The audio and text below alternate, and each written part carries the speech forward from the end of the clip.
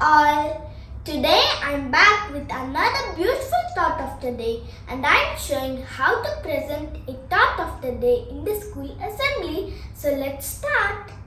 Good morning, respected teachers and my dear friends. Today I'm here to present a thought of the day. Today's thought is: when you are angry, a great deal of energy is used up and wasted. Use energy wisely. I repeat my thought. When you are angry, a great deal of energy is used up and wasted. Use energy wisely. This thought means if we are angry, we may lose our confidence and good thinking power.